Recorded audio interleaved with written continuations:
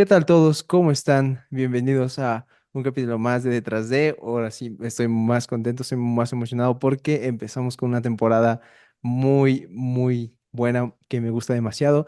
Es la temporada de Halloween, la temporada pre-Día de Muertos, porque Día de Muertos es hasta noviembre, pero me gusta mucho esta temporada del año porque está llena como de misterios, de penumbras, no sé, de muchas energías. Entonces, el día de hoy estoy acompañado de mi hermano Oslak. Oslak, buenas noches.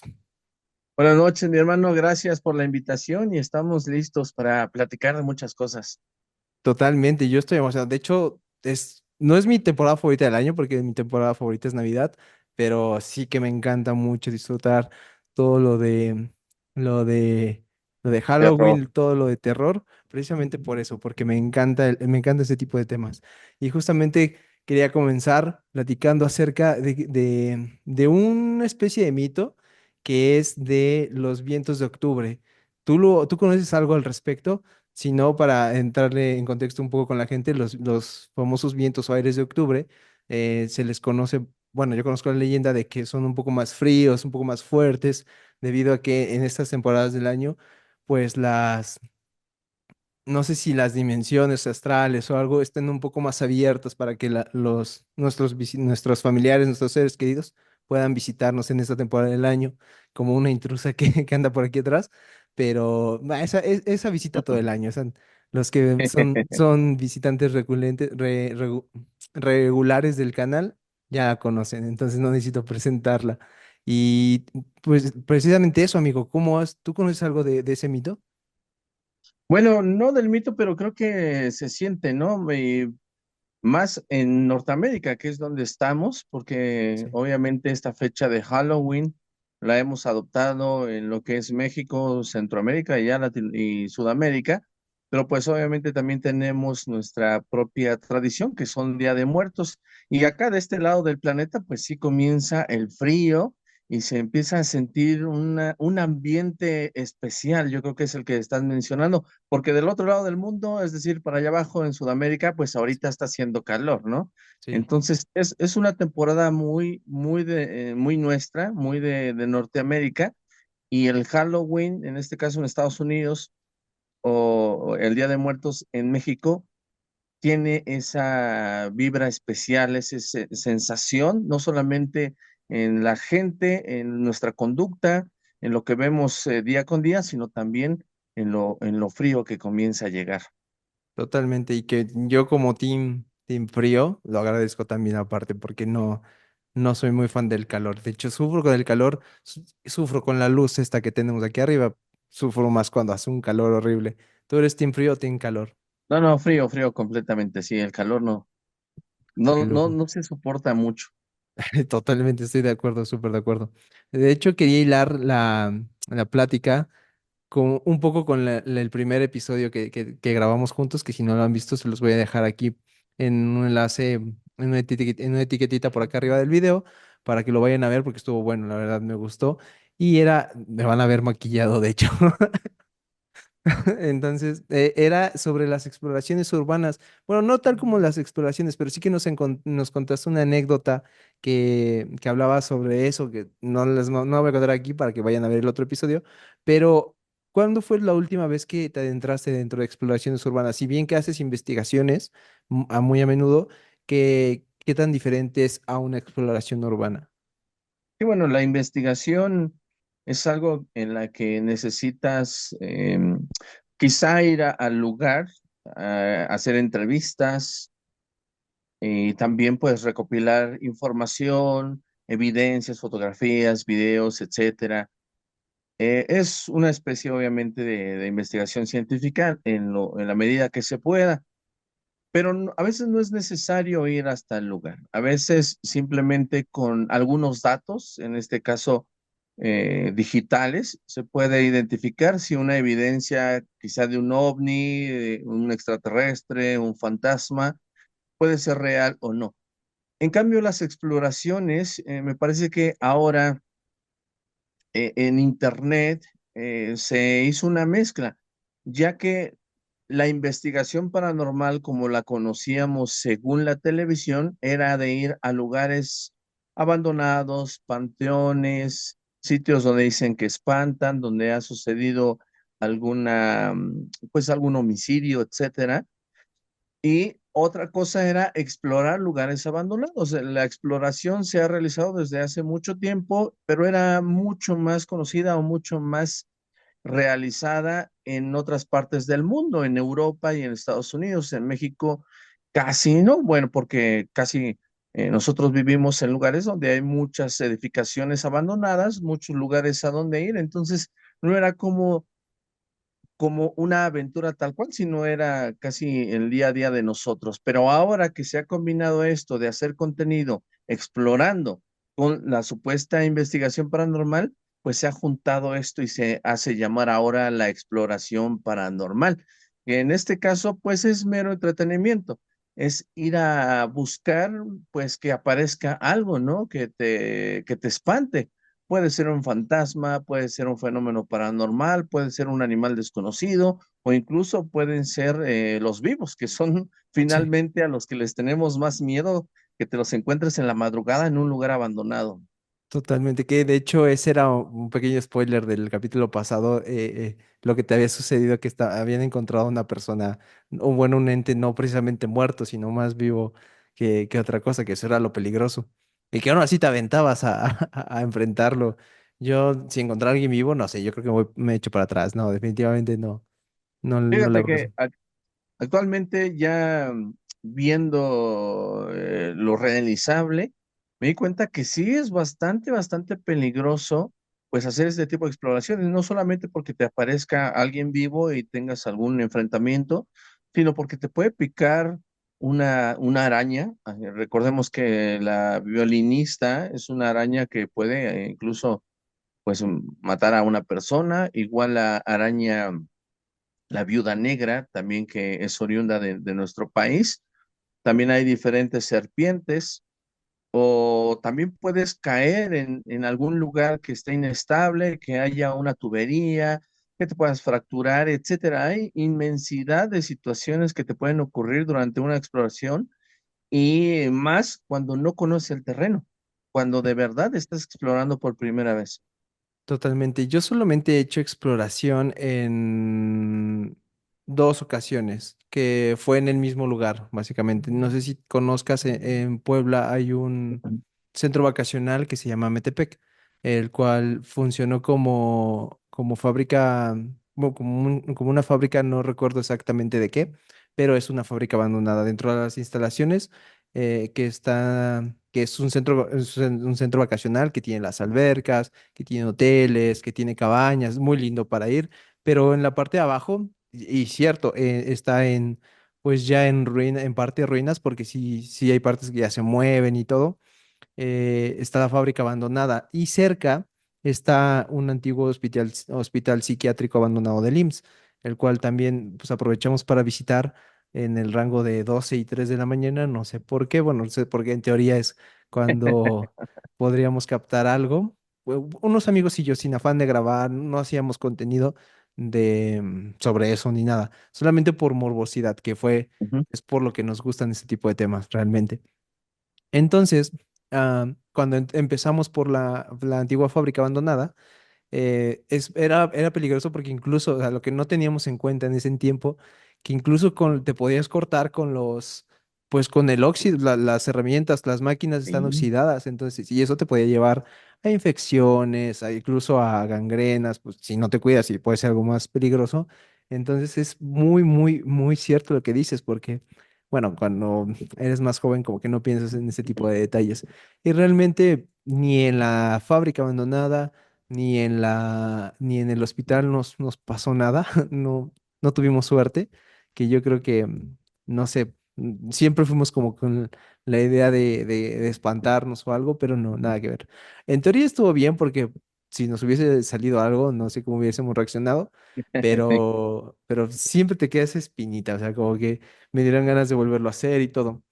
De ahí en fuera cuando ya fuimos a ver al hospital, que tampoco pues nos pasó nada, lo único que sí vimos en una especie de cabaña, donde nos dijo el vigilante que ahí había muerto una niña cuando era pequeña, o sea, hace muchos años también, cuando funcionaba como residenciales para los antiguos dueños del ejido, em, y que se aparecía continuamente esa niña, pero tampoco tuvimos suerte. Lo único raro que se llega a ver es una foto que nos tomamos de grupo en esa cabaña y como muy, no sé si tal vez muy forzado o muy ligeramente se ve una especie de jaloncito en la cortina, o sea, como si alguien quisiera jalarla para asomarse, pero no, o sea, yo creo que es muy forzado el estar buscando algo que cualquier coincidencia lo pudimos tomar como una especie de prueba, pero creo que no. Sí, es difícil, ¿no? De que vayas a un lugar y tengas alguna evidencia de inmediato. A veces pasa, a veces, la gran mayoría de veces es inesperadamente. Totalmente. Que otro punto que me gustaría hablar, precisamente hablando de las invitadas, porque vi que uno de tus videos más populares es precisamente sobre un gato, bueno, una leyenda de un gato. ¿Tú crees, bueno, tú qué tanta cabida le das a esa leyenda de que los gatos pueden ver tanto a seres de otras dimensiones, pueden ver más allá que nosotros? Bueno, eso en realidad viene a partir de las ideas, las leyendas y los poderes que de alguna forma le ha dado el hombre a los animales. Si bien los animales tienen otras características, tienen igual los sentidos, se cree que estos pueden tener algunos extras, como tú lo acabas de decir, pues que tienen la facultad de percibir entidades negativas o quizá entidades también positivas, o también terremotos, o sea, que se pongan de alguna forma una conducta extraña antes de un fenómeno natural que sea catastrófico. Entonces, eso es por la observación que se ha tenido de estos animales. Científicamente no se ha demostrado que así sea, pero bueno, creo que muchos tenemos mascotas y nos damos cuenta de la forma en que actúan en ciertos momentos. Entonces, también nos hemos dado cuenta que en algunas situaciones extrañas, por ejemplo, se han puesto a la defensiva, se le erizan los pelos y tienen conductas agresivas a un lugar donde no hay nada. A mí, yo siempre he tenido gatos, entonces he Qué cool. visto quizá dos reacciones en dos de estos gatitos que he tenido en diferentes situaciones, y es cuando sabes que ellos están percibiendo algo que tú no estás viendo, que no lo entiendes, y es ahí donde lo que te queda es pensar que posiblemente esté ante una entidad invisible para ti, pero que ellos lo perciben. Entonces, científicamente no está demostrado que así sea, pero en la observación de la sociedad, de cada uno de nosotros, es que nos hemos dado cuenta que efectivamente parece que estos sí tienen alguna sensibilidad diferente o especial. Hay un caso de un gato, el que tú me mencionabas seguramente era otro, pero hay un caso de un gato en un hospital, bueno, no era un hospital, más bien era un lugar donde tenían a personas mayores. Ujú. Este gato se hizo muy famoso porque los enfermeros y enfermeras que cuidaban a estos viejitos se comenzaban a dar cuenta de que el gato cambiaba en cierto tiempo de, digamos, de estima hacia una persona. Es decir, por un lapso se iba a dormir con un viejito hasta que el viejito moría y este gato se iba ya a dormir con otro viejito, ¿no? Entonces se dieron cuenta que más bien el gato con el que se iba a dormir era el próximo viejito en morir y así iba sucediendo. Entonces comenzaron pues a platicar que este gato en realidad percibía. No era que el gato al final de la Sí. noche los asfixiara, ¿no? Sino que el gato percibía quizá cuál de estos viejitos estaba más enfermo o tenía las defensas bajas o ya estaba en su etapa final y parece que él estaba con ellos hasta que morían. Entonces, yo le tengo mucho afecto a los gatos porque sí he sentido que ellos de alguna forma tratan de ayudarte cuando estás enfermo o Sí, cuando tienes alguna energía baja. totalmente. Son unos animales, hola, son unos animalitos muy, muy nobles. Sí que se les puede llegar a notar a veces cierto grado de maldad. No sé a qué se deba, pero sí somos, al ser unos animales muy independientes, yo creo que sí, sí, sí les puede llegar a ser se les puede llegar a notar un poco de maldad. Una vez llegué a leer, por no decir que lo vi en un TikTok también, que los gatos podrían llegar a matarte si ellos quisieran, si ellos tuvieran la oportunidad de una persona de que, el cual no es de su confianza, no es de su cariño, y pudieran llegar a tener la oportunidad como algo lo explicaban, algo muy sencillo como de empujar un cuchillo y que por error te caiga en alguna parte del cuerpo, lo harían. Son conscientes de eso, son conscientes de que pueden llegar a causar daño, pero también son unos animales muy nobles. Bueno, he visto algunos videos donde incluso han ayudado a otras personas cuando se encuentran en peligro y que defienden a niños, por ejemplo, o defienden a Ujú. alguien que está siendo atacado.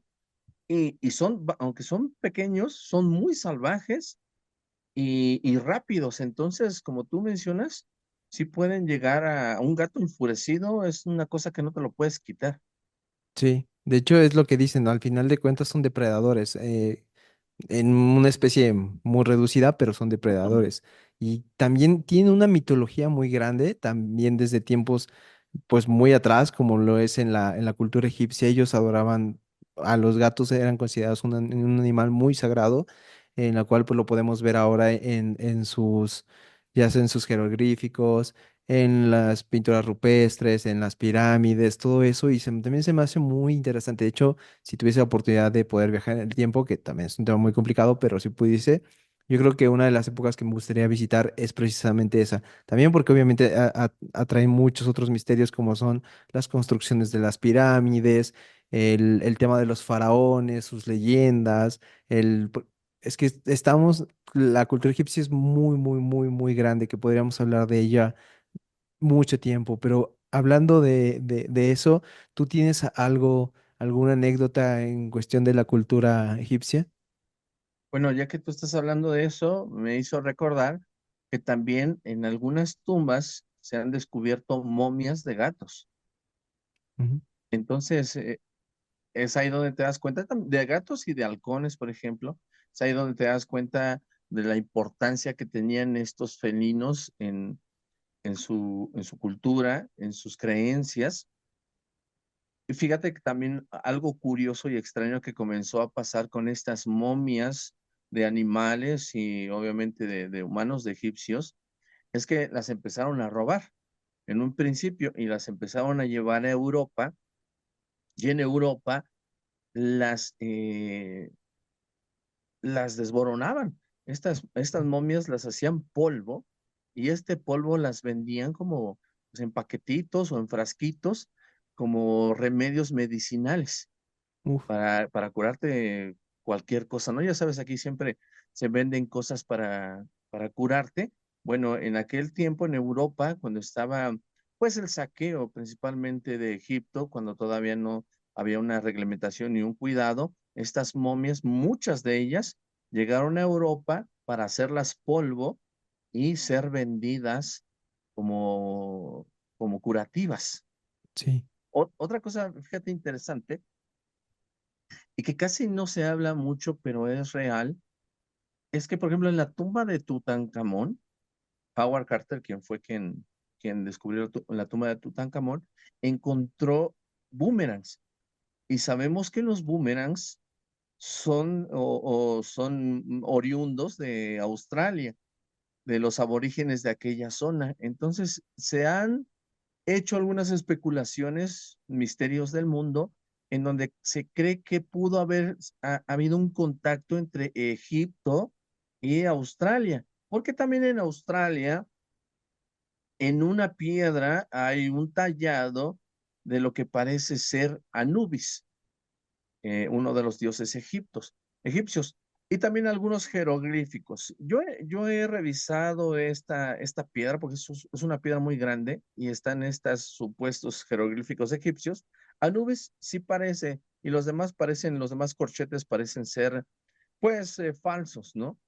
Pero es curioso porque sí relacionas que también los boomerangs se encontraron en la tumba de Tutankamón, entonces ahí hay algo bastante extraño.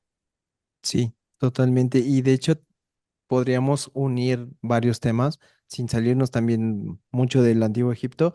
El hecho de que es, es considerada una de las culturas antiguas más evolucionadas de las que ha pisado ahora sí que nuestro planeta, pero también se dice que no es la única, que ha habido varias generaciones como especie, como de no sé cómo llamarlo, porque no recuerdo a ciencia cierta, pero lo llamaban como, no, en parte de las 5 civilizaciones que existían antes de nosotros, que por eso hemos podido llegar a encontrar incluso objetos que no corresponden al tiempo que cuando les hacen la prueba de carbono, no datan, dan mucho más atrás, y que eso también es prueba de que otra civilización existía antes de nosotros. ¿Tú cómo lo ves? ¿Tú lo crees? Ah, bueno, son los llamados supers. En Ujú. diferentes partes del mundo, estos objetos fuera de tiempo se han descubierto. En Egipto tenemos un UPAR que es la, la lámpara de Dendera, me parece, el foco de Dendera. Es un jeroglífico en donde se ve una especie como de globo alargado con digamos, como con una onda que parece como si fuera un foco actual. Sí. Entonces, se menciona que, por ejemplo, ese jeroglífico hace referencia a que en la oscuridad de esos pasadizos egipcios, pues se tenía luz eléctrica. Entonces, no hay algo que así lo compruebe, pero no se sabe qué puede ser ese jeroglífico en donde tiene completamente la estructura de un foco.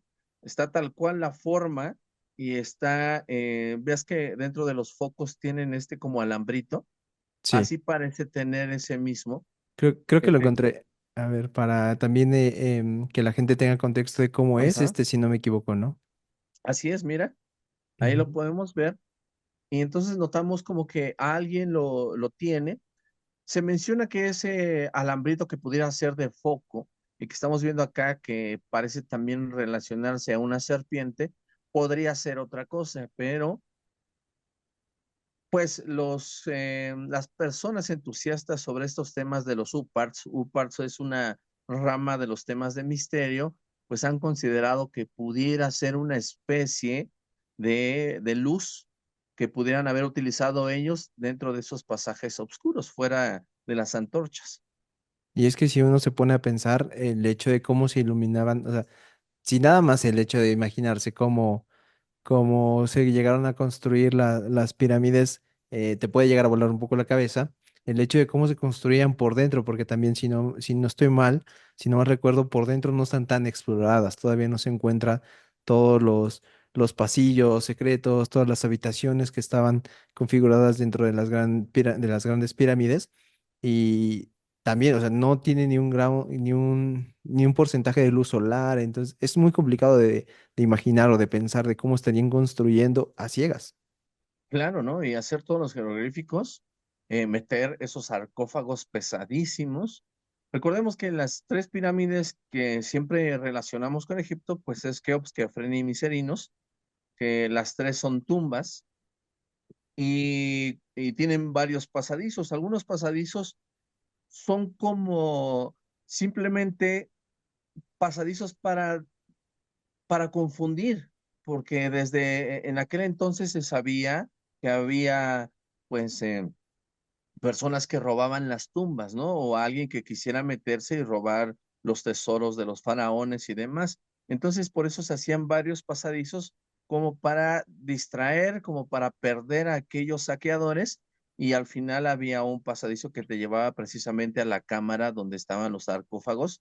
Esos sarcófagos gigantescos de granito son impresionantes también porque el pulido que le daban al granito son piezas gigantescas, pesadísimas y con un tallado que uno se pone a pensar efectivamente cómo lo pudieron haber realizado, porque en la actualidad, claro, tenemos todas las herramientas para hacerlo, pero ni siquiera ya alguien se dedica a hacer cosas tan eh, estructuradas, tan bellas, tan artísticas como esas.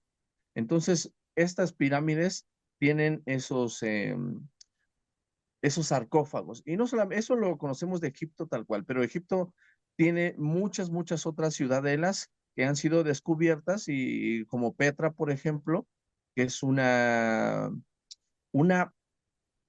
cara de una fachada que está tallada sobre un solo monolito de piedra. Entonces también son cosas increíbles que actualmente pensaríamos eso lo tenemos que hacer con láser para que salga con esa calidad, ese pulido y a esas alturas o sin las herramientas que ahora tenemos. Entonces, por eso hemos tenido tanta confusión de cómo es que las antiguas civilizaciones pudieron realizar obras magnánimas, maravillosas, que incluso tan maravillosas son que en la actualidad nos siguen sorprendiendo y las contemplamos como unas de las siete maravillas del mundo. Petra Sí. pertenece a una de estas siete nuevas maravillas del mundo.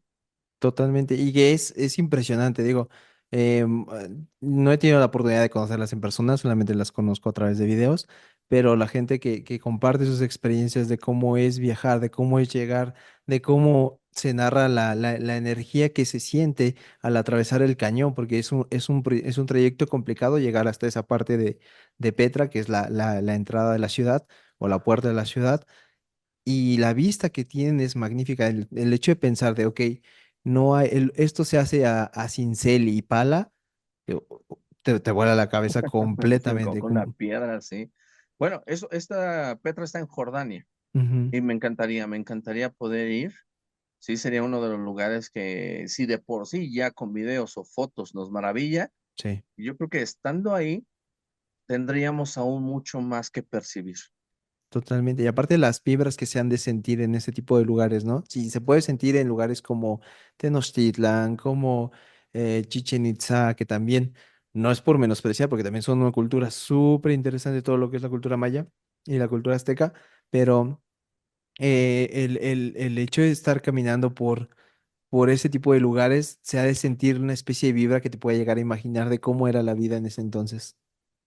Es que son imponentes. Te sientes chiquito ante estas obras gigantescas, ¿no? Hay otro lugar allá en Egipto precisamente donde hay unas columnas enormes que no tienes idea cómo es que pueden hacerlo. Actualmente vemos cuando forman los puentes, estos puentes en las carreteras, y vemos las llamadas ballenas, que son estas piezas de los puentes de Ujú. cemento gigantescas que tienen que usar grúas para poder colocarlas. Y, y esas columnas gigantescas que ves en aquellas ciudades antiguas, sabes que son del mismo tamaño, incluso del mismo tonelaje, y no sabes cómo es que pudieron pararlas, colocarlas, poner unas sobre otras. Es algo maravilloso, algo que hasta la fecha, a pesar de que ha habido infinidad de posturas de cómo el hombre pudo haberlo realizado, porque claro, también es posible, sí, con mucho esfuerzo y mucho Sí. ingenuo, sí es posible, solamente que nos causa bastante impacto que ahora nosotros, con las herramientas que tuvieran ellos, seguro no lo podríamos hacer. Y de investigaciones, si tuvieras la oportunidad para viajar a esos territorios, ¿qué temas te gustaría abordar en tu canal? Fíjate que uno de los temas de misterio precisamente en el llamado de alienígenas ancestrales Ujú, o paleoastronáutica, que también se le nombra a esta rama de los misterios, fue Pumapunku. Pumapunku se encuentra en Bolivia, donde se encuentra también la Puerta del Sol en Tiahuanaco. Entonces, Tiahuanaco y Pumapunku están pegados. Se cree que en Pumapunku, al igual que en estas ciudades que estamos hablando del antiguo Egipto, pues habían realizado cortes para unir piedra sobre piedra de una forma que en aquel tiempo no hubiera podido ser posible, ya que cada piedra tiene como una forma en donde adentro llevaba una especie de gancho metálico, una especie como de ancla para unir las piedras. Es decir, no solamente las colocaban unas sobre otras, sino que tenían alma. Es decir, alma es cuando haces una figura, para que la figura no se cuartee, no se parta, no se doble, le pones un alma, por ejemplo, de alambre. Entonces, estas estructuras en Pumapunku tenían precisamente estas almas de metal, además de que había diferentes cortes que supuestamente pues hemos visto en muchos programas, en muchos documentales, pues que tenían cortes perfectos, ¿no? De 90 grados y que el pulido precisamente también era bastante difícil. Entonces fui a Pumapunku por comentarte una de estas, por ejemplo, uno de estos misterios. Pero esa es la diferencia, que cuando fui, obviamente me impresioné, sí, con lo que ya sabía y con lo que vi ya de propia vista, pero me di cuenta, porque obviamente llevé pues algunas herramientas, y me di cuenta que los ángulos no eran completamente de 90 grados, ¿no? No era la perfección que a veces escuchamos en los documentales, y es ahí donde, bueno, me di cuenta que a veces en los documentales, para poder aterrizar una idea fantástica como el de alienígenas en el pasado, pues se pueden hacer ese tipo de aseveraciones cuando en realidad no lo son. Entonces, sí, vi varias de estas piedras famosas de Pumapunku, pero los ángulos no eran del todo de 90 grados. Ahora bien, en Tiahuanaco, que es la puerta llamada del Sol, que pudiera haber sido también una puerta dimensional, que muchos también lo mencionan. Bueno, me parece uno de los monumentos simplemente de aquella ciudadela, que es una de las más antiguas del mundo, y que no tampoco tiene que referirse a una estructura tan emblemática para aquella época. Creo que a lo que vi de las ruinas que quedaron, pudo haber sido simplemente parte de otras cosas y que cuando nosotros ya descubrimos este lugar, pues era el más conservado y por eso sobre ese es que captamos la atención y le podemos eh, pues adjudicar poderes místicos cuando en realidad no lo son. Por ejemplo, en Tula, en Hidalgo, están los Atlantes de Tula, a los cuales también se les ha mencionado que pudieran ser dioses o astronautas, de alguna forma por llamar así extraterrestres, porque traen una especie de ropaje extraño, traen casco, traen como lentes y principalmente en las manos derechas de cada uno de estos atlantes de Tula traen una especie como de arma, una como pistola que no se identifica bien como una pistola actual, pero pudiera considerarse como un arma. Entonces se le ha mencionado que es un arma alienígena. Igualmente, cuando fui a Tenango, precisamente con esta idea, también descubrí que los atlantes de Tula ahora se encuentran sobre una pirámide y son majestuosos, son imponentes, pero pues estudiando me doy cuenta que en realidad estos atlantes de Tula eran columnas y que no estaban juntas ahí, sino que habían estado en otras áreas de toda esta ciudad de la de Tula, pero en la reconstrucción de esta zona arqueológica, los arqueólogos, o bueno, el arqueólogo decidió poner estas columnas de Atlantes de Tula sobre el basamento piramidal. Entonces, están construidas o las podemos admirar muchas de estas cosas antiguas en una reconstrucción que no da fe de lo que era anteriormente. Entonces, sobre estas pues muchos autores como von Däniken, quien es el principal promotor de los extraterrestres en el pasado, pues tomó sus propias conclusiones y sus perspectivas, cuando no, en realidad, no estaban así. Otro ejemplo para quedar claro con esto, por ejemplo, es Stonehenge.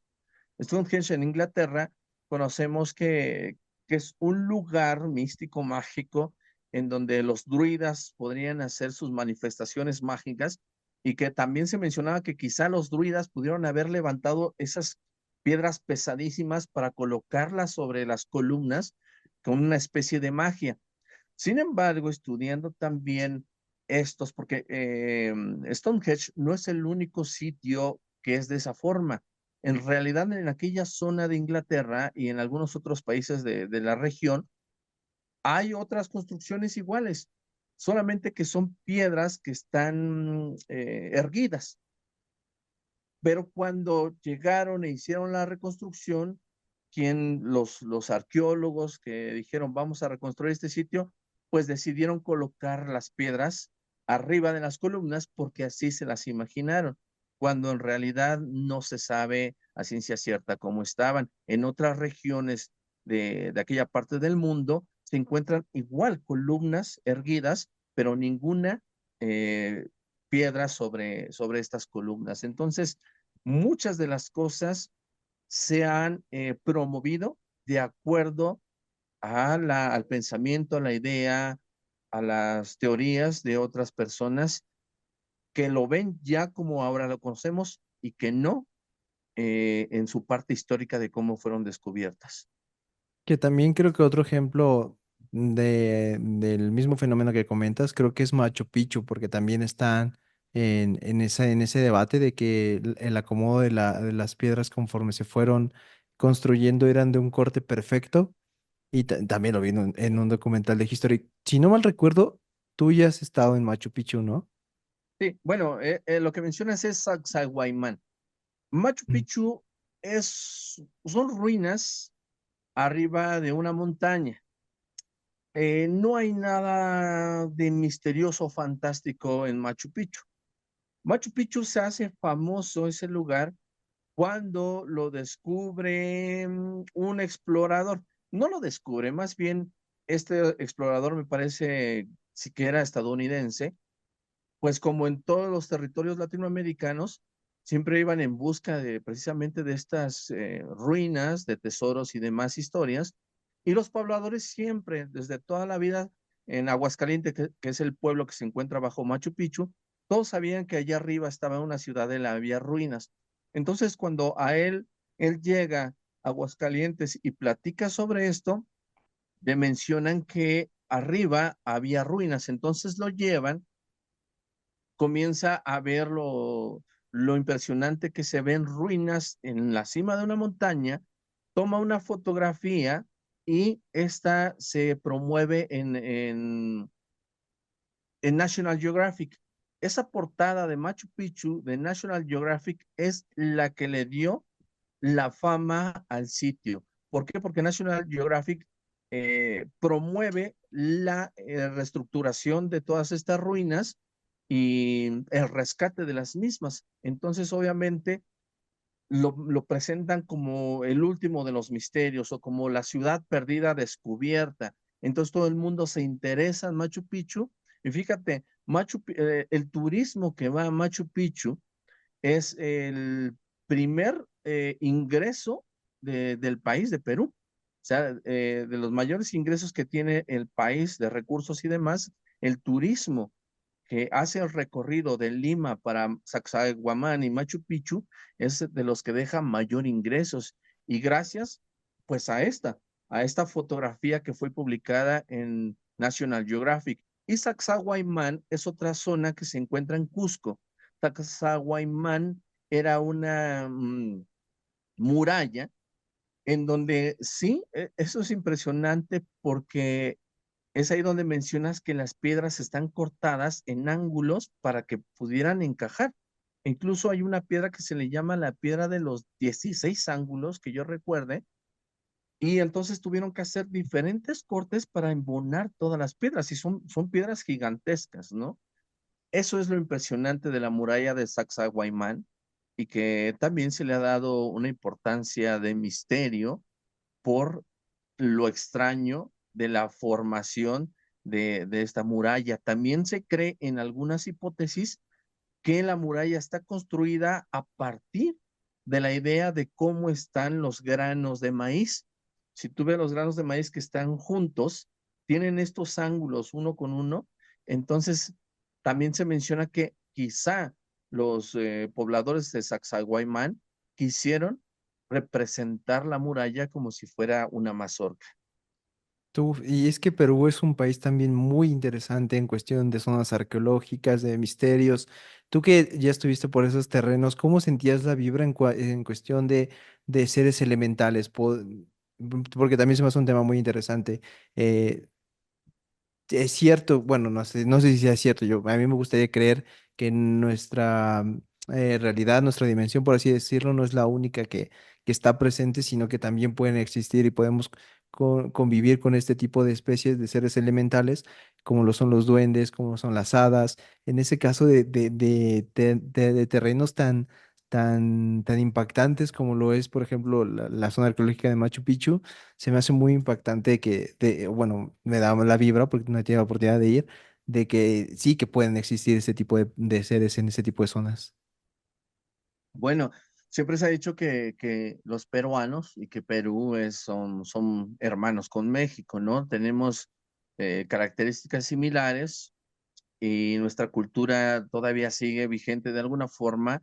Y también esas dos regiones, el imperio incaico y el imperio de Mesoamérica, pues fueron los que dieron a América las primeras culturas y obviamente la historia, pues la historia de nuestro continente se centra precisamente en el imperio incaico y el de Mesoamérica. Ahora bien, en Perú, a mí me encantó porque todo el país es como México, está lleno Ujú. de historias y leyendas porque pues somos igual, ¿no? Descendientes de indígenas que ellos tenían su propia cultura, sus propias historias y demás y que han sobrevivido hasta este momento. Perú, en lo que yo pude observar, tiene tres regiones para mi estudio, lo que a mí me gusta, tiene tres regiones, que es el desierto que está pegado con el mar, son las montañas, que en este caso está Sacsayhuamán y Machu Picchu, y la zona de la Amazonía, que es ahí donde, por ejemplo, podría entrar la pregunta que me haces, porque en el Amazonas se tiene pues registro de animales extraños, de duendes, de seres elementales. En las montañas se tiene el registro de los misterios, ¿no? De esto de los alienígenas ancestrales, de los misterios de cómo pudieron hacer esas construcciones. Y en el desierto que está pegado al mar se tiene registro de extraterrestres, como es el caso de el pueblo extraterrestre que existe ahí, que es donde Sixto Paz conoce al extraterrestre que viene de Gamínedes y a partir de ahí, pues Sixto Paz se hace el contactado más famoso que tiene Latinoamérica y también se encuentra los cráneos de Paracas. En Paracas se encuentran estos cráneos que son alargados y que siempre se han promovido como cráneos extraterrestres.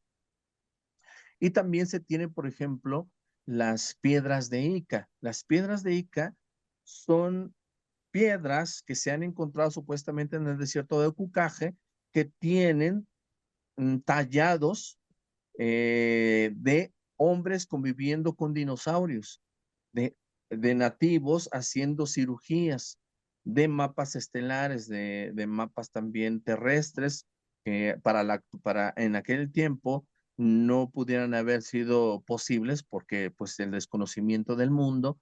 Y también se encuentra las líneas de Nazca, ese otro misterio maravilloso que es uno de los principales del mundo y que en un desierto como que es algo impresionante. Y también están, que no son muy promovidas, pero también están las figuras de Palpa, que son lo mismo, igual que las figuras de Nazca, pero esas están en el desierto y las de Palpa están sobre cerros. Mm. Entonces son figuras extrañas, pero sobre cerros, son las figuras de Palpa.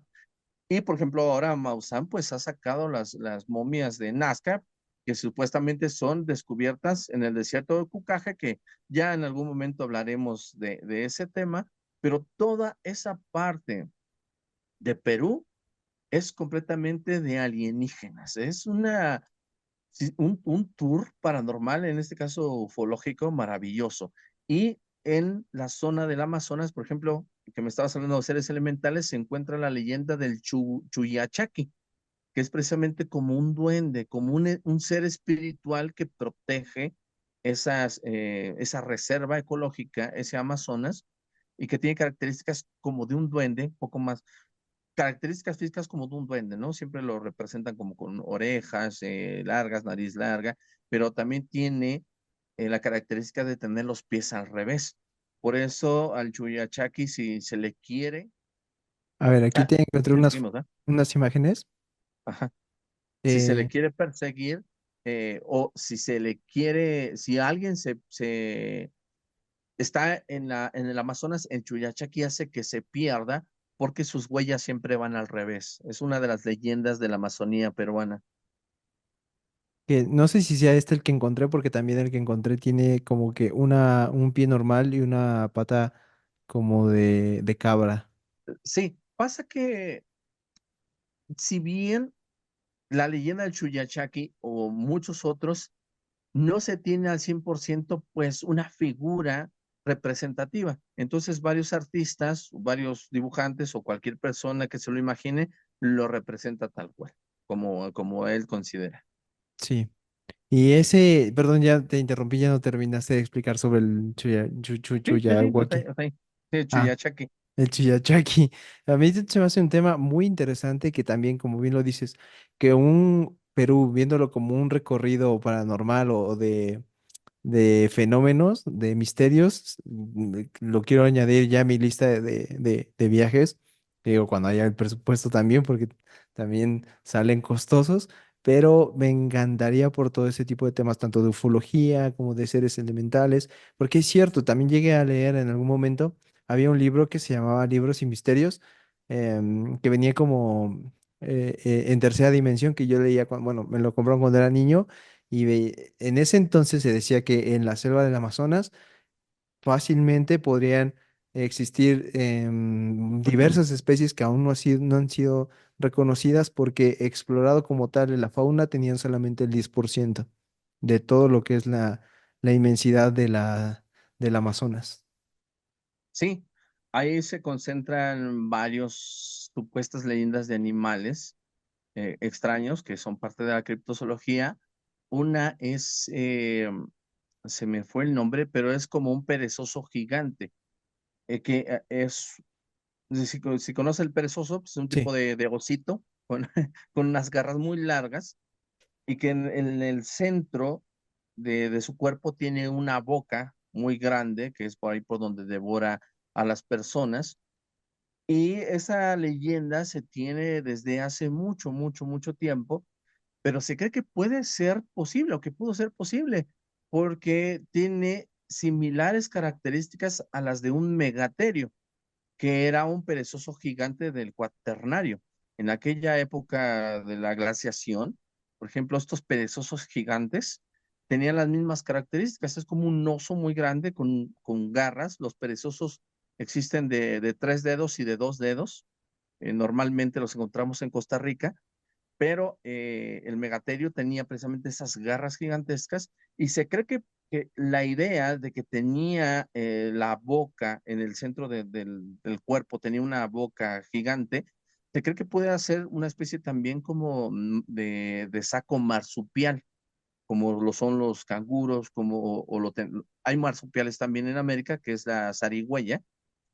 Entonces se cree que pudieran tener una especie de estos sacos y que por eso es que las personas pensarían que tiene una boca ahí, porque pues ahí guarda a sus crías. Entonces, o por ahí les da de comer a sus crías, entonces al meterse algo por el saco o sacar de ahí crías, y si alguien vio en algún momento eso, pues pensaría que esa es una boca. Entonces tiene completamente las características de ese animal. Mira, aquí te lo voy a mostrar. Tengo una figurita. ujú. Uh, Ahí entonces, está. Ese es no me gustaría el, encontrarme con él. el críptido. Y que apesta, por ejemplo, también es otra de las características, que apesta mucho, que Ya, tiene un olor muy, muy fuerte, muy fétido. El mapinguari se llama, el mapinguari. ya, Este es un críptido de la zona amazónica, pero del Brasil. ya. Que de hecho, retomando el tema, por ejemplo, de la exploración.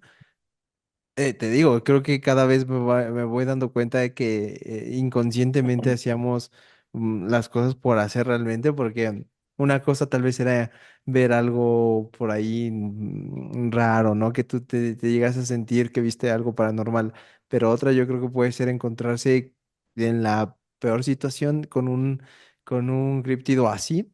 Creo que ha de ser muy complicado asimilar. Sí, un animal, una bestia, sí. Sí, sí, claro. Creo que, como tú mencionas, el Amazonas es uno de los lugares más inhóspitos del planeta. Hay otras zonas como el desierto, donde también pues hay especies que viven en esos lugares tan difíciles. El fondo del mar es otro de los lugares que no Sí. hemos explorado, que desconocemos y que seguro tiene criaturas insólitas para nosotros.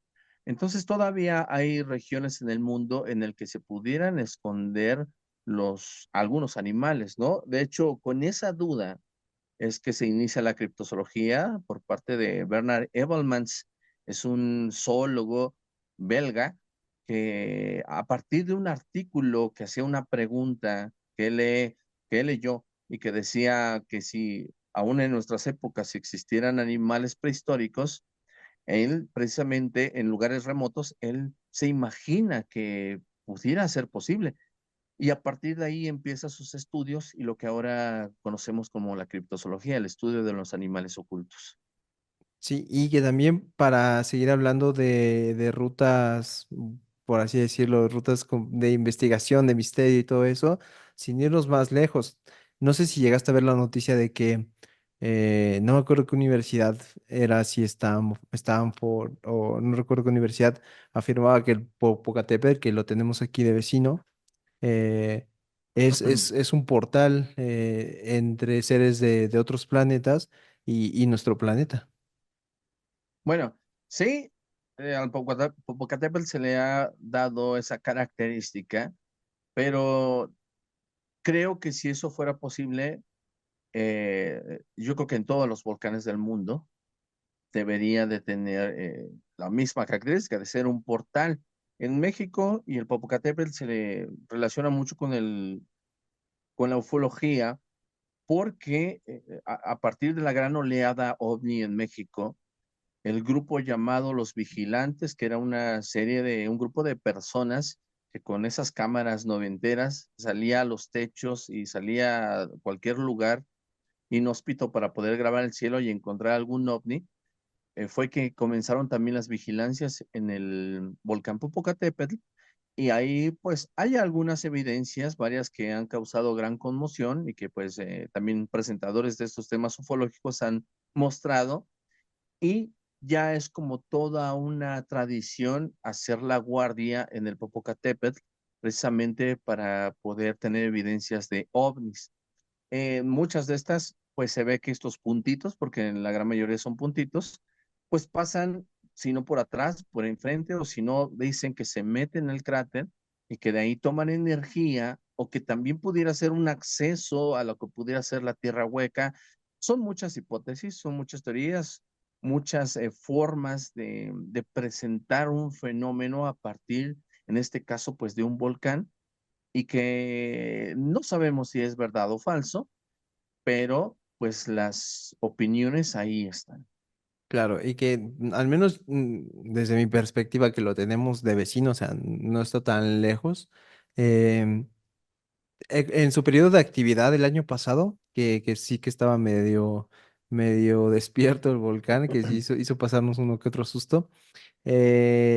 Cuando hacían exhalaciones de precisamente de las preerupciones que hacía el volcán de su actividad, se llegaban a ver en la noche como esferas, pequeñas esferas de luz que, bueno, al menos a ciencia cierta no sabría decirte si eran parte de esa misma magma volcánico que emitía o algo así, pero sí que se llegaban a ver cierta especie de esferas bioluminiscentes que rodaban ya sea el cráter del volcán o especies de puntos negros durante el día también, durante las mismas exhalaciones. Había vuelos que se piloteaban con drones para acercarse al cráter. al cráter. Ajá, y sí llegaban a grabar esas esferas como negras o puntitos que daban vueltas tanto al cráter o se perdían en las mismas exhalaciones. Se me hace muy interesante también, no sabría de cierta ciencia cierta que era una prueba de a lo mejor de Ujú. algún ovni, de seres de otro planeta intentando hacer contacto o llegando a nuestro planeta o simplemente fenómenos naturales que se pueden dar durante ese proceso de exhalación del volcán, porque también pues emiten piedras que salen disparadas, entonces, y también es piedra negra, ¿no? Entonces, no Sí, sabría decirte. de que los objetos han sido grabados ahí, sí. Precisamente lo que nos toca sería tratar de saber qué son, ¿no? De que están ahí, están ahí. Pueden ser malas interpretaciones, pueden ser precisamente objetos, pueden ser fenómenos desconocidos, porque fenómenos hay muchísimos y Sí. muchos fenómenos que todavía la ciencia aún no, pues, ha estudiado o no ha dado alguna respuesta. Hay cosas impresionantes que, que uno ni sabe que existen y que pasan, que son fenómenos. Hay un fenómeno muy extraño que no está en ningún libro, no lo he encontrado. He encontrado dos, tres menciones y trata sobre rayos. Sucede que, y es posible, ¿no? Se trata de que cuando a veces un rayo cae en algunos vidrios a lo largo de la historia, han quedado como si fueran fotografías. En este caso se conoce una imagen de una paloma, de un ave, con las alas abiertas que quedó plasmada en un vidrio cuando cayó un árbol. En otra que cayó igual un rayo, quedó plasmado en las ramas de un árbol en el vidrio. Es como si fuera, claro, digamos, lo podemos decir como paranormal, pero también entendemos que puede ser como si fuera una fotografía, ¿no? ¿Sabes? Como Sí. cuando la bomba de Hiroshima explotó, la que dejaron caer en Hiroshima, pues las sombras de las personas quedaron plasmadas en el asfalto, en las escaleras. Se sabe que están ahí sombras de personas que al momento del impacto, del flash, de la luz que provocó esta bomba, quedaron retratadas en el pavimento en forma de sombras. Entonces, estos son fenómenos que de pronto no son tan comunes o casi inexperimentables para la gran mayoría de personas, pero que de pronto cuando suceden, pues pensamos que son fenómenos paranormales, claro, porque no se han investigado y hay un montón de este tipo de fenómenos bastante extraños. Totalmente. De hecho, podrían ser como una especie de fenómeno de impresión electromagnética, que, porque se puede llegar a ver incluso con las centellas también. Cuando llegas a ver alguna, sí que o incluso cuando juegas con la estética de las sábanas, se puede llegar a ver por poco Sí, sí, tiempo como que el movimiento que le hiciste a la sábana. ándale. Ujú. Sí. Algo de eso debe de ser, pero otro de los fenómenos que sí se ha comprobado es también la caída de un rayo cerca o sobre una persona y a las personas se les marca el rayo. Entonces tienen las marcas del rayo, así como se ven Ujú. en el cielo los rayos como caen, en el cuerpo se le hacen las rayas rojas. Uf. Si quieres, búscalo en Google. A ver, vamos a Es buscarlo. bien extraño y también es de los de las pocas cosas que casi nadie conoce y no recuerdo cómo se llama esta impresión del rayo en el cuerpo de las personas, pero quedan marcadas, como si fuera un tatuaje del rayo en su cuerpo. Aquí lo tengo, encontré algunos ejemplos.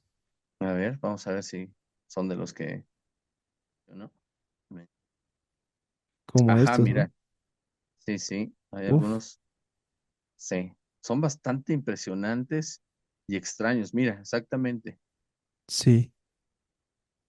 Es algo extraño, claro, cae el rayo o sobre ellos o cerca de ellos y en su cuerpo se queda plasmado estas líneas que aparecen también como si fueran rayos de color rojo. Se ve totalmente impresionante Ujú. Y como te digo, eso es real.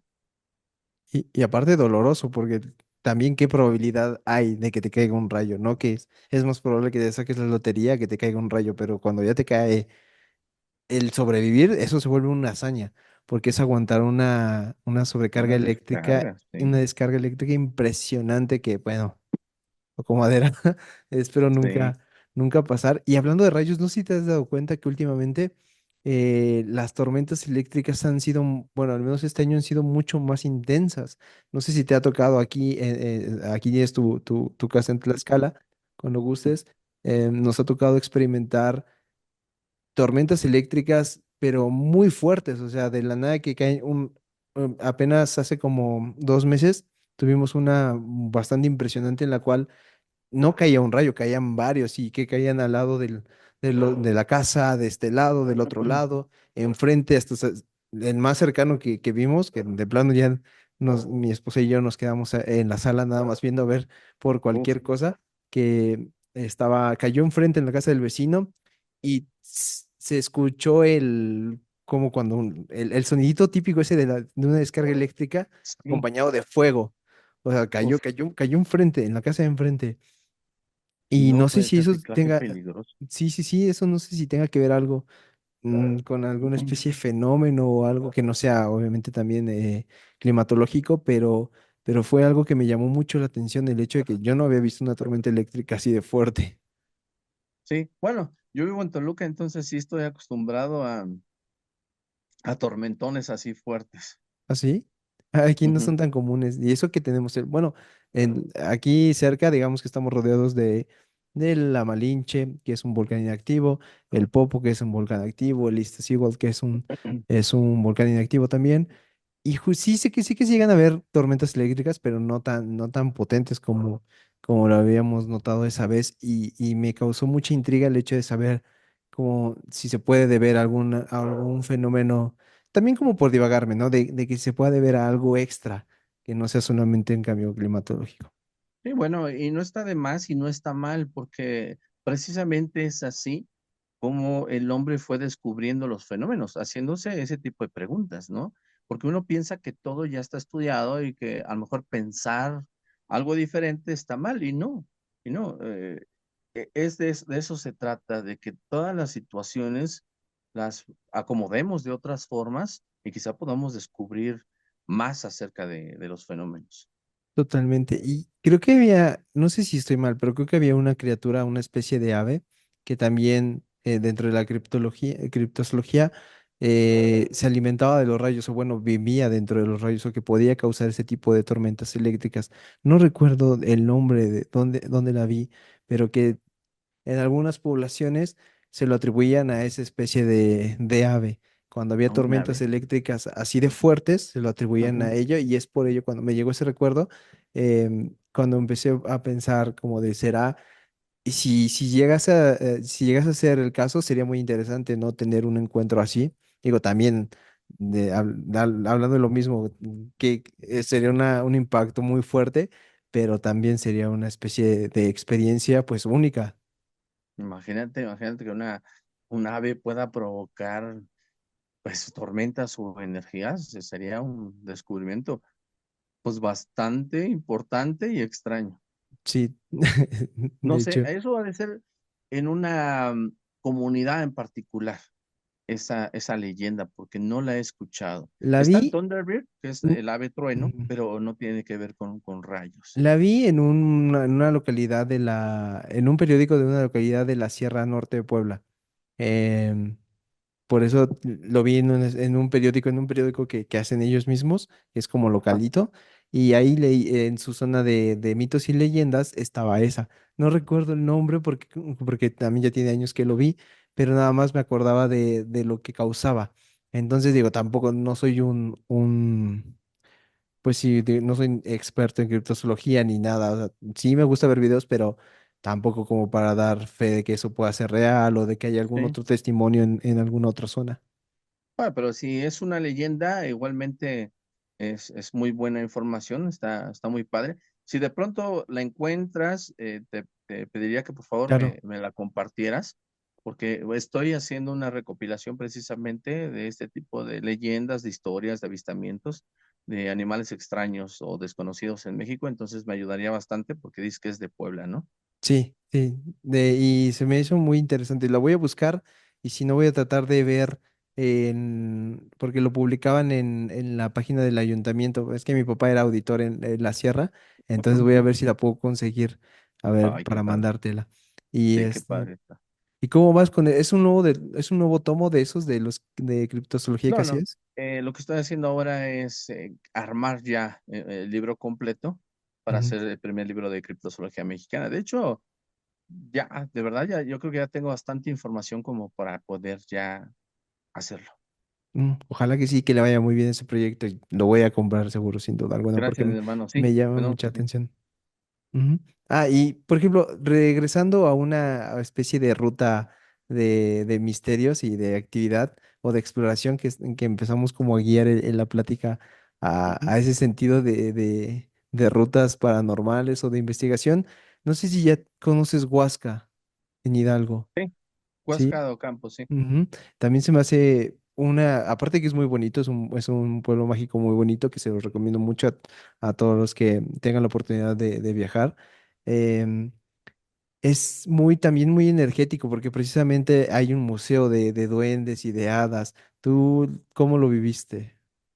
Sí, está padre el museo. Me gustó, tiene parte de los duendes y gnomos. Recordemos también que esas expresiones de duendes y gnomos son meramente europeas y que poco a poco las hemos adoptado, ¿no? Como ese leprechaun también, son como duendes que resguardan tesoros, pero todas esas son leyendas y son mitologías europeas, pero también nosotros en México tenemos nuestros propios duendes que también están obviamente mencionados en el Museo de los Duendes en Huasca de Ocampo, que son los chaneques y son los aluches.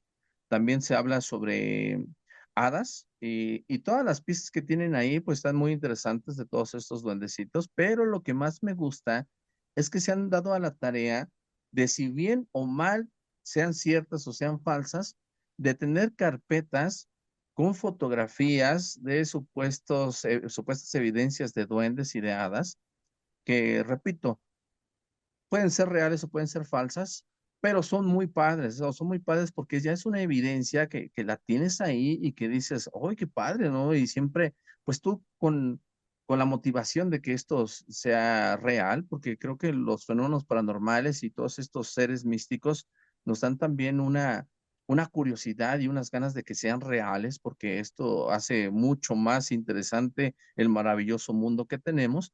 Entonces, eso y las trenzas, estas criles que le llaman Sí, de caballo, que supuestamente se cree que los duendes entran a los corrales o en la noche cuando nadie está al pendiente de los caballos, que los duendes trenzan el cabello del caballo y que ahí también los exponen. Entonces, fui en una primera etapa de este museo, después la conocí ya que tiene todas estas más cosas. Entonces me he dado cuenta que ha ido creciendo cada vez más y más y se ha hecho muy interesante.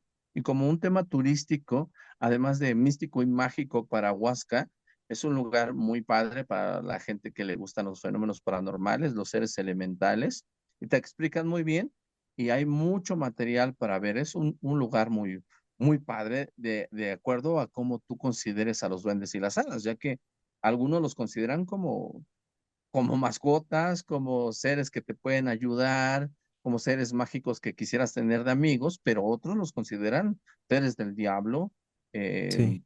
seres de, de cosas negativas, ¿no? Del diablo, si quieres mencionarlo. Entonces, tanto hay personas que los consideran como algo positivo, como muchos otros que dicen, esas cosas son de miedo, de terror. Totalmente. ¿Tú has tenido alguna experiencia con los aluches o los chaneques? Bueno, sí, fíjate, siempre me han dado miedo los duendes. La idea de concebir que hay seres pequeños, pero malos, porque antiguamente en los chaneques principalmente se habla de seres traviesos, ¿no? Se habla que los duendes son traviesos, pero no son travesuras así bonitas, son cosas feas, ¿no? Entonces siempre me ha dado miedo un enano, pues ande por ahí haciendo cosas malas. Y fíjate que cuando, hace como unos 10 años que tenía mis transmisiones, porque ya tengo bastante haciendo transmisiones, me regalaron unos elfos, porque pues yo recojo todas las cosas paranormales, muñecas, Sí. brujería y todo, ¿no? Entonces tengo mi casa llena de objetos extraños y me regalaron unos elfos, cosa que pues a mí los duendes no me gustan. Y bueno, los acepté, eran tres.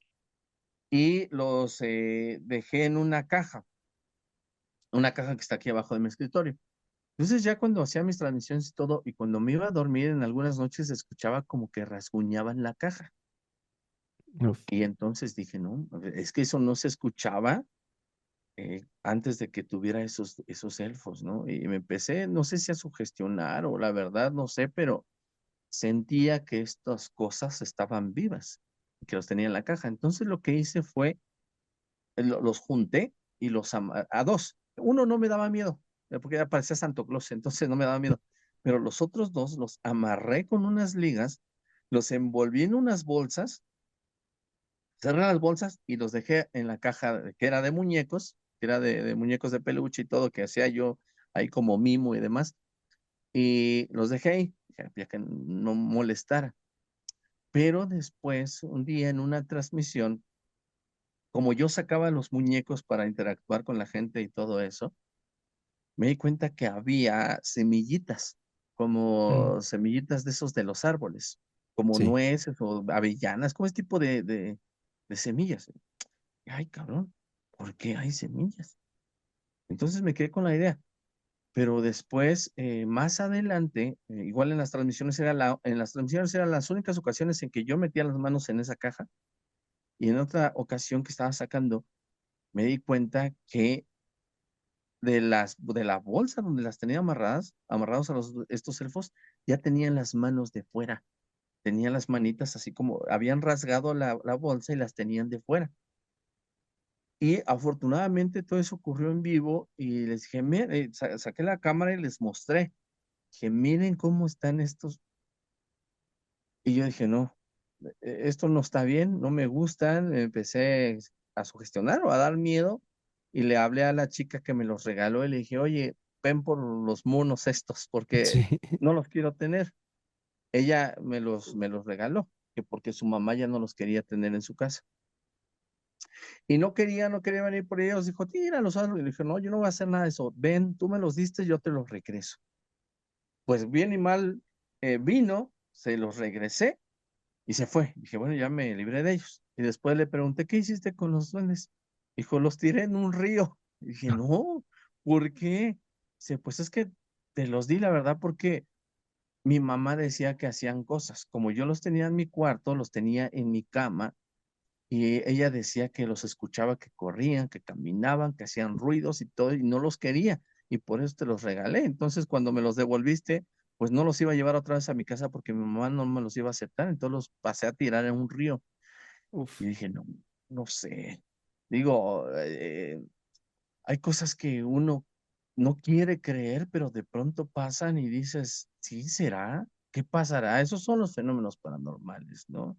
Te sí. quedas con la duda, ¿no? Al 100% puedes decir que tenían vida, pero tampoco puedes decir que todas esas curiosidades, esas como avellanas, esos como semillas que aparecieron en la caja, que estos aparecían después con las manos fuera de las bolsas, fue algo muy raro. Yo con eso ya hubiese buscado salida. Con que ya viera la bolsa rasgada, yo diría, ok, esto ya Sí. fue demasiado, vamos a solucionarlo. Yo solo he tenido dos acercamientos porque no han sido experiencias directas mías. Solamente he tenido dos acercamientos. Uno cuando iba en la primaria con el hermano de uno de mis mejores amigos, cuando me iba a quedar a su casa a dormir. Él tenía precisamente un elfo, el cual nos decía que él. Nunca lo vimos porque nunca entré a su cuarto, pero nos decía que él le tenía que dar de comer, le tenía que llevar agua, que le gustaban mucho los chocolates y que él le dejaba los chocolatitos y cuando regresaba ya encontraba nada más las envolturas. O sea, que sí, directamente sí comía el muñeco y que todo eso se los llevaba como ofrenda de paz para que precisamente estuviera como tranquilo, o sea, que sepa que sí puede estar ahí, pero pero sin que le haga daño. Ah, bueno, mentira, tengo otra con mi abuelo que ya en paz ¿Mm? descanse. Él decía que en su cuarto había un duende que siempre lo molestaba, que nada más llegaba y le movía, le jugabas los dedos de los pies y que le decía que ya por favor se estuviera quieto y que se iba. Y que él aprendió a convivir con él cuando dijo, ok, ya vas a estar aquí, nada más no me despiertes, según él, porque él Ujú. dormía, pues ya de edad ya dormía mucho. Entonces decía, ok, si vas a estar aquí, respeto tu espacio, respeta el mío, pero convivamos en paz. Y precisamente cuando falleció, em, dejaron de haber como que ese tipo de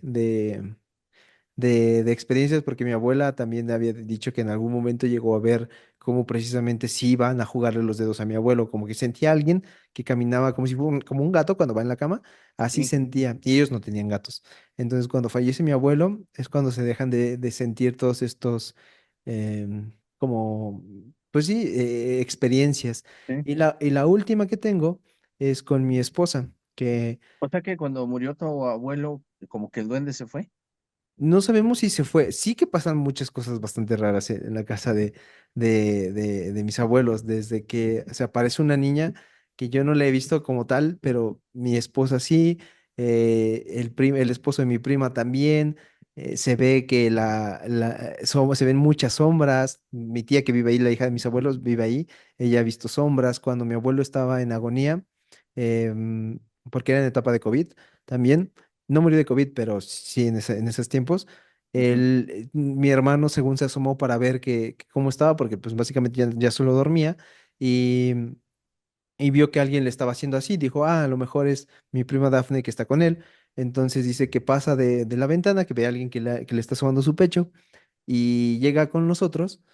Bueno, llega a la cocina y estábamos todos, o sea, todos los que estábamos afuera, porque los adultos tenían COVID.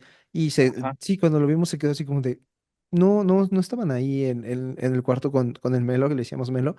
Y dicen, no, estamos aquí. Dicen, es que yo vi a alguien que le estaba acariciando el pecho y ya fue a ver y no, Uy, no había nadie.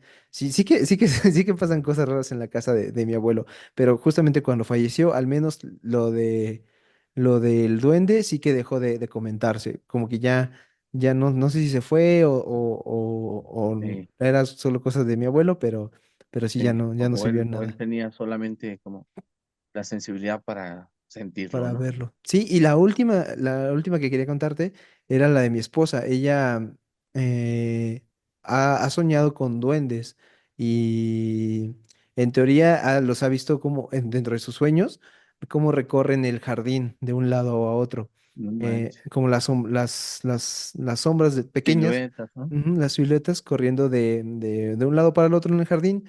Y una vez nos explicaron que cuando sueñas con duendes, a saber si sea real, es porque quieren como darte un mensaje, en teoría por la zona donde están, es porque hay algo destinado para ti, no sé, según dicen que Enterrado. puede ser algún tesoro o algo, pero que precisamente tiene que excavar o algo así la persona que los ve, porque si es alguien más, se encuentra solamente como, pues no, o No, directamente no no encuentran encuentra nada. nada, o encuentran como una especie de cofres con gases que te pueden hacer daño, o sea, Sí. que te pueden llegar incluso a matar porque eso sí nos han llegado a contar de personas que buscan, pero no son ellas las que les quieren dar el mensaje y les llegan a pasar cosas. Entonces hicimos un como pequeño altarcito con suculentas y cosas porque recordé lo que decía el hermano de mi amigo, ¿no? De que Sí. tenía como que esa ofrenda de paz y hasta Ajá. ahorita creo que ya no ha pasado nada.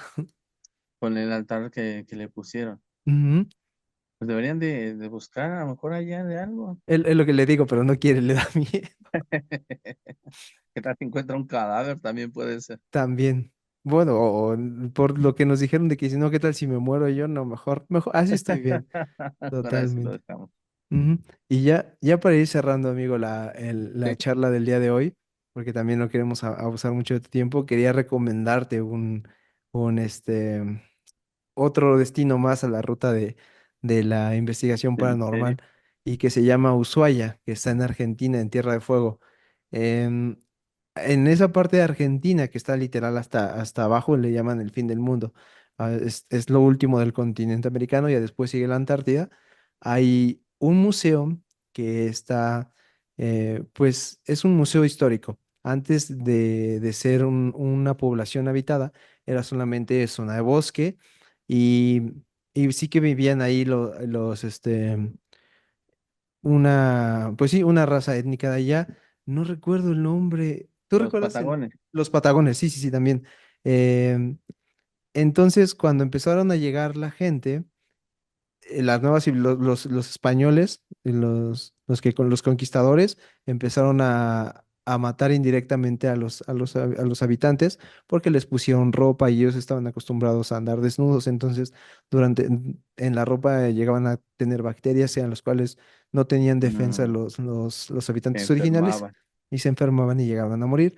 Entonces, cuando ya no había población original, empezaron a usar el territorio como una cárcel de máxima seguridad porque también estaba lejos de toda pues sí, de toda la población. Cuando van llegando los primeros reos, se construye un tren que le llaman el tren del fin del mundo, en el cual lo usan para trabajar, van a zonas boscosas, a talar árboles, a conseguir madera para las temperaturas que son bastante frías por aquel lado y entonces, cuando se empieza a hacer una comunidad, la gente ya no quiere pues que esté una cárcel de máxima seguridad en funcionamiento y la desmantelan. Entonces los presos se van a otra cárcel de máxima seguridad y esa cárcel, esa prisión quedó como un museo, Abandonar. Ah, pero ¿cómo? sí, es un museo. Hay una parte que está literal tal cual era, pero haz de cuenta que se divide como en cinco partes del museo. El museo Ujú. histórico, el museo de cómo era antes, un museo representativo de cómo funcionaba la cárcel y no recuerdo la otra ala. Pero en esa parte, la que está tal cual tal cual era antes, o sea, es una vibra muy interesante, a pesar de que el clima es frío. eh, Tú entras al museo y se siente la calefacción, pero te sales de la zona del museo para entrar al pasillo donde estaba, bueno, donde está intacto como era antes, se siente una frialdad muy fuerte, muy diferente a la del exterior. No es la misma. Se siente una pesadez. Mi esposa no quiso entrar, pero yo solo dije, uff, está demasiado oscuro para entrar. Entonces vi que una pareja había entrado y dije, pues yo me les pego ahí de mal tercio Ajá. y aproveché para entrar y sí hice el pequeño recorrido, pero se siente una vibra muy diferente, muy impactante y de hecho se hacen una especie de recorridos en el cual el museo cierra a las 10 de la noche y a las 11 llegan pues varias personas que es una experiencia en la cual llevan detectores de plasma y muchas cosas como para hacer rituales, Oh, juegan a la ok. Ouija, buscan todo tipo de experiencias paranormales. Producción no quiso acompañarme, entonces ya no fui, Uy, pero qué interesante eso. ¿Y cómo se llama el museo? se llama, uy, no me acuerdo, déjame lo busco en Google porque así como tal no me acuerdo. Es el Sí, Museo Ushuaia. no, sí, tengo muchas ganas de ir para Argentina y sí, al fin del mundo. Ah, sí, es el Museo Marítimo y el Expresidio de Ushuaia. Ah, ok, Es, expresidio. ujú, es muy interesante, digo, yo te lo recomendaría porque también el hecho de que sea como el fin del mundo, como lo llaman, le Ujú. da una mística muy, muy interesante. Sí, sí, qué padre. ¿Cuándo fuiste? Hace como un mes y medio, Ay, qué chido, usted tiene los recuerdos todavía sí. frescos. Sí, por eso era justo lo quería traer a la mesa así para que me permitieras hacerte esa recomendación de que sí vale totalmente la pena. Es un poco complicado llegar allá porque pues el vuelo a Argentina son casi 10 horas y luego de Ok, Argentina tienes que tomar otro vuelo de 4 horas de Buenos Aires para esa parte de Ushuaia. 4 horas. Ujú. ¿Y tú querías ir, o sea, fuiste a Argentina por eso, por ejemplo, en particular? ¿O No, por qué fuiste 4 horas después? fuimos porque era una parte que queríamos visitar, o sea, el hecho de que lo llamen el fin del mundo, hay muchas cosas Mm, para hacer. ah, ok, A ok. mí me encanta también la nieve, entonces es un centro invernal, hay muchas cosas que hacer y como aquí era Ah, verano, justo estábamos atravesando esas olas de calor donde incluso se llegaron a ver las auroras so- boreales, dijimos, Sí, bueno, teníamos ahí unos puntos de las giras que hacemos acumuladas y nos dio para poder llegar a Argentina. Y dijimos, pues fuga. En primera instancia por el frío, en segunda porque era un territorio que teníamos muchas ganas de conocer y ahí mismo fue donde empezamos a ver todo ese tipo de cosas. genial, no, pues sí. Esperemos que se dé y claro, claro que me gustaría ir para allá. Totalmente, hermano. Pues bueno, con esta recomendación es como cerramos el episodio del día de hoy. Muchísimas gracias nuevamente por estar en un segundo episodio con nosotros. Siempre que platicamos se me pasa el tiempo volando, Muy entonces rápido, sí. no me queda más que agradecerte por tu participación, amigo. No, gracias también, gracias por la invitación y cuando gustes, aquí estamos, sabes que con mucho gusto. Claro que sí, hermano. Pues bueno, a toda la gente que nos vio y nos escuchó en este capítulo de Detrás de, vamos a dejar todas las redes en la descripción para que vayan y sigan a Oxlack porque el contenido es muy interesante. Realmente tiene un contenido muy variado, tiene secciones, hace transmisiones en vivo, los videos de YouTube están muy interesantes en cuestión de criptozoología, mitos, leyendas, desmintiendo también a otros creadores de contenido o tendencias que pueden llegar a ser que también se me hacen muy interesantes, se los recomendamos totalmente. Entonces, les vamos a dejar sus redes sociales para que vayan, le echen un ojo, que seguro les va a gustar. Bye. Hermano, muchísimas gracias y nos vemos en un siguiente capítulo de Detrás de otro especial de Halloween. Hasta luego.